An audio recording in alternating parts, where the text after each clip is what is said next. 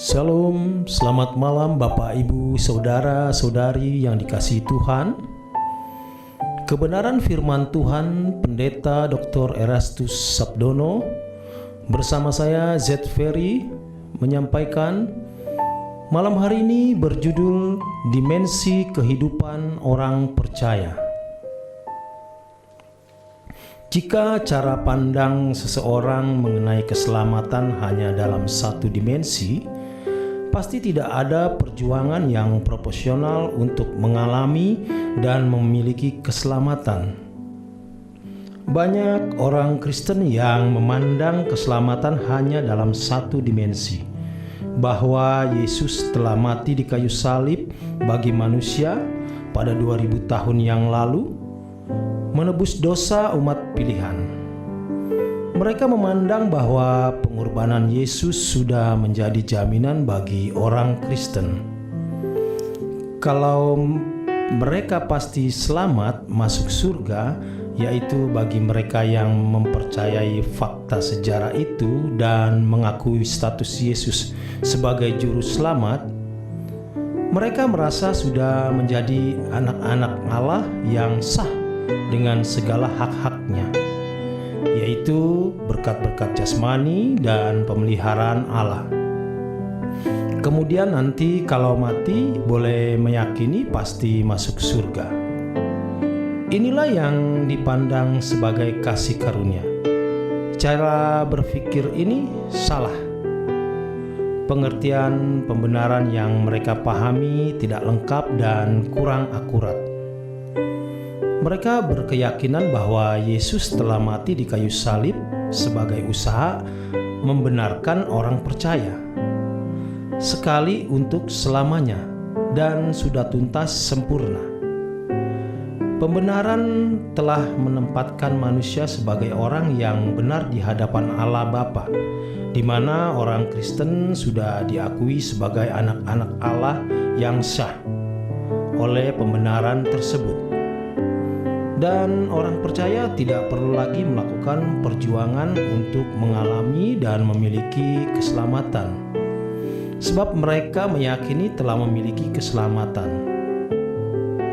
Namun bila ada usaha-usaha seperti perjuangan untuk mengalami dan memiliki keselamatan, dianggap sebagai kebodohan atau dipandang sebagai penyimpangan dari prinsip sola gratia, hanya oleh anugerah.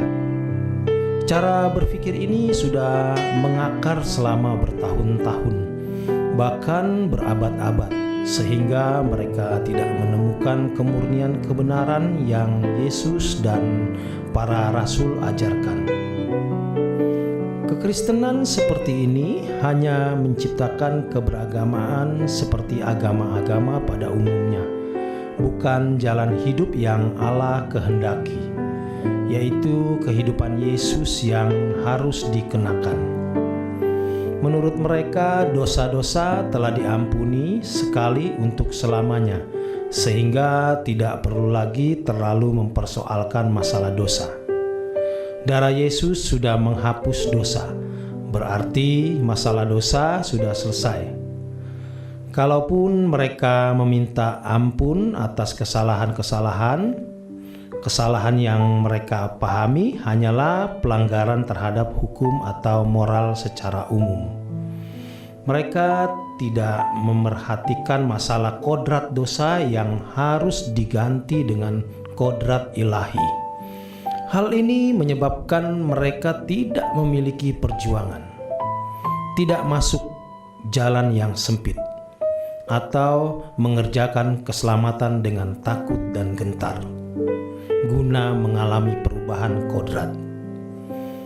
Kekristenan seperti ini adalah kekristenan yang tidak benar. Itu bukan jalan keselamatan yang diajarkan oleh Injil. Sebenarnya keselamatan juga harus dilihat dari dimensi sekarang, di mana orang percaya yang mempercayai fakta sejarah pengorbanan Yesus dan mengaku Yesus sebagai juru selamat harus mengalami proses perubahan guna mencapai maksud keselamatan itu diberikan. Keselamatan diberikan agar manusia berdosa bukan saja menerima pengampunan dosa, melainkan juga mengalami proses perubahan. Bukan hanya tidak lagi melakukan pelanggaran terhadap ukuran moral umum, melainkan juga menjadi sempurna seperti Bapa atau serupa dengan Yesus. Perubahan seperti ini tidak ada dalam agama manapun. Kematian Yesus di kayu salib memikul dosa-dosa kita sekali untuk selamanya, tetapi kodrat dosa yang melekat dalam diri kita tidak hilang dengan sendirinya. Kodrat dosa di dalam diri kita harus diselesaikan melalui proses pemuritan atau pendewasaan sepanjang umur hidup ini. Proses perubahan ini terjadi melalui didikan Bapa di dalam kehidupan orang percaya. Ibrani 12 mengatakan agar orang Kristen tidak hanya menjadi anak-anak gampang, atau dalam bahasa Yunani-nya dikatakan notos, atau anak yang tidak sah, tetapi menjadi anak-anak yang sah atau pangeran, huios. Dalam hal ini, pengesahan sebagai anak-anak Allah menuntut peran individu orang percaya.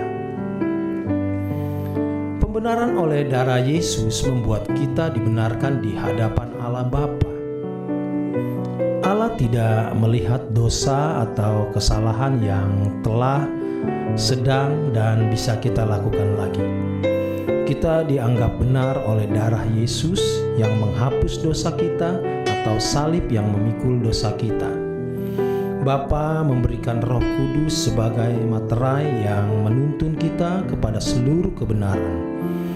Tetapi orang percaya bukan hanya diharapkan berkeadaan atau dianggap benar atau dibenarkan, melainkan orang percaya harus sungguh-sungguh bisa berkeadaan benar sesuai dengan standar yang Allah kehendaki. Standar yang Allah kehendaki adalah sempurna seperti Bapa. Matius 5 ayat 48, atau serupa dengan Yesus. Roma 8 ayat 28 dan 29. Sehingga orang percaya bisa berkeadaan berkodrat ilahi atau mengambil bagian dalam kekudusan Allah. Ibrani 12 ayat 7 sampai 10. Dengan demikian, menjadi orang percaya berarti membawa diri kepada perjuangan yang sangat berat, lebih berat dari perjuangan orang yang tidak menjadi umat pilihan.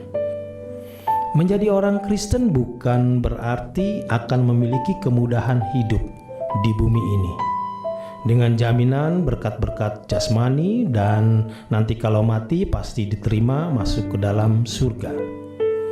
Cara pandang yang salah ini akan menciptakan kehidupan Kristen yang lumpuh, sehingga hidup tanpa perjuangan untuk memenuhi panggilan sebagai orang percaya yang seharusnya menjadi sempurna seperti Bapa dan serupa dengan Yesus. Demikian kebenaran firman Tuhan. Selamat malam, selamat beristirahat. Tuhan memberkati.